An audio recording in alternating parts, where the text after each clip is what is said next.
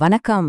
இன்னைக்கு நம்ம பார்க்க போறது ரொம்ப ரொம்ப முக்கியமான சில அரசாங்க அறிவிப்புகள். இது உங்க குடும்பத்தோட பாதுகாப்பு, உங்களுடைய நிதி நிலைமை, இது எல்லாத்தையும் நேரடியா பாதிக்கக்கூடிய விஷயங்கள். வாங்க, இந்த முக்கியமான சரிபார்ப்பு பட்டியல்ல என்னெல்லாம் இருக்குன்னு ஒன்னொன்னா பார்க்கலாம்.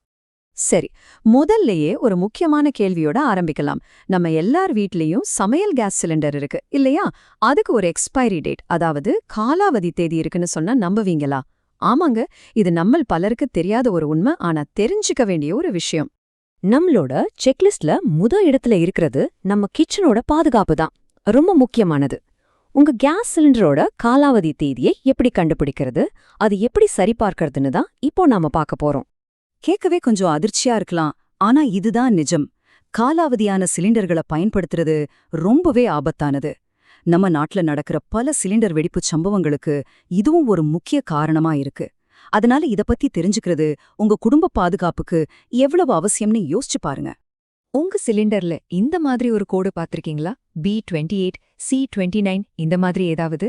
இதுதான் உங்க சிலிண்டரோட சேஃப்டி டெஸ்ட்கான கெடுதேதி. இத புரிஞ்சுக்கிறது ரொம்பவே சுலபம். பாருங்க, ரொம்ப சிம்பிள். அந்த கோட்ல இருக்கிற இங்கிலீஷ் எழுத்து வருஷத்தோட காலாண்ட குறிக்குது. ஏனா ஜான்வரிலேருந்து மார்ச் மாசம் வரைக்கும், பீனா ஏப்ரல்லேருந்து ஜூன் வரைக்கும், அதே மாதிரி சீனா ஜூலைலேருந்து செப்டம்பர், டீனா அக்டோபர்லேருந்து டிசம்பர். ஈஸி தானே? இப்ப அந்த எழுத்தையும் நம்பரையும் ஒன்ன சேர்த்து பார்க்கலாம். உதாரணத்துக்கு, உங்க சிலிண்டர்ல B28 அப்படின்னு போட்டிருந்தா அந்த சிலிண்டர் 2028ஆம் வருஷம் பி காலாண்டு, அதாவது ஜூன் மாசத்தோட முடிவுக்குள்ள பாதுகாப்பு சோதனைக்கு உட்படுத்தப்படணும்னு அர்த்தம். அதுக்கப்புறம் அதை பயன்படுத்துறது சேஃப் கிடையாது. சரி, இத நீங்களே எப்படி செக் பண்றது? இந்த 3 சிம்பிள் ஸ்டெப்ஸை ஃபாலோ பண்ணுங்க. சிலிண்டரோட கைப்பிடி வளையத்தையும் சிலிண்டரையும் இணைக்கிற 3 இரும்பு பட்டை இருக்கும் பாருங்க. அதுல ஏதாவது ஒன்னோட உள்பக்கமா பாத்தீங்கன்னா இந்த கோட் பிரிண்ட் ஆகியிருக்கும். அதை வச்சு ஈஸியா கண்டுபிடிச்சிடலாம். இது ரொம்ப ரொம்ப முக்கியமான விஷயம். டெலிவரி வரும்போது ஒருவேளை காலாவதியான சிலிண்டரை கொண்டு வந்தா அதை வாங்க மறுத்துட்டு தைரியமா வேற சிலிண்டர் கேளுங்க. உங்களுக்கு முழு உரிமையும் இருக்கு. தயவு செஞ்சு இதுல எந்த தயக்கமும் காட்டாதீங்க. உங்க குடும்ப பாதுகாப்பு தான் ஃபர்ஸ்ட். சரி, நம்ம கிச்சன் பாதுகாப்பை பத்தி பார்த்தாச்சு. இப்போ அடுத்த கட்டத்துக்கு போலாம். இது லட்சக்கணக்கான விவசாயிகளை நேரடியா பாதிக்கக்கூடிய PMKSI திட்டம் பத்தின ஒரு முக்கியமான அப்டேட். சில புது கண்டிப்பான விதிகள் வந்திருக்கு. நாம ஏன் இத பத்தி இவ்ளோ முக்கியமா பேசுறோம்? ஏன்னா இந்த திட்டத்தின் கீழ தகுதியான விவசாயிகளுக்கு கிடைக்கிற இந்த வருஷத்துக்கு 6000 ரூபாய் உதவித்தொகை நின்னு போக வாய்ப்பிருக்கு. இந்த பணம் உங்களுக்கு எவ்ளோ முக்கியம்னு எங்களுக்கு தெரியும். ஆமாங்க, அரசாங்கம் இப்போ சில புது ரூல்ஸை அமல்படுத்தியிருக்காங்க. தகுதியான விவசாயிகளுக்கு மட்டும்தான் பணம் போய் சேரணும்னு சில விஷயங்களை கட்டாயமாக்கியிருக்காங்க. நீங்க இதை செய்ய தவறினா உங்களுக்கு வரவேண்டிய பணம் நிறுத்தப்படலாம். அப்போ நீங்க என்ன செய்யணும்? இந்த 3 விஷயத்த கண்டிப்பா செஞ்சாகணும். 1, உங்க EKYC சரிபார்ப்பை முடிக்கணும். 2, உங்க ஆதார் கார்டை பேங்க் அக்கவுண்டோட இணைக்கணும். 3, உங்க நிலப்பத்திரம், பட்டா, சிட்டா எல்லாம் சரியா இருக்கான்னு சரிபார்க்கணும்.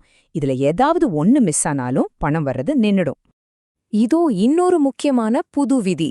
ஒரே குடும்பத்துல கணவன் மனைவி இல்லனா அப்பா பையன்னு பல பேர் பணம் வாங்குறத தடுக்க இப்போ ஒரு குடும்பத்துக்கு ஒருத்தருக்கு மட்டும்தான அரசாங்கம் இந்த விதியை ரொம்ப கடுமையா அமல்படுத்திட்டு வராங்க.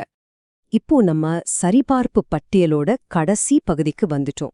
இது தமிழ்நாட்டுல கோடிக்கணக்கான பெண் பயனாளிகளை பாதிக்கக்கூடிய கலைஞர் மகளிர் உரிமை தொகை திட்டத்துல வந்திருக்கிற ஒரு முக்கிய மாற்றம் பத்தி தான் பார்க்க போறோம். முன்னாடிலாம் பாத்தீங்கன்னா ஒருத்தரே அரசாங்கத்தோட 1க்கு மேல இருக்கிற உதவித்தொகை திட்டங்கள்ல பலனடைய முடிஞ்சது.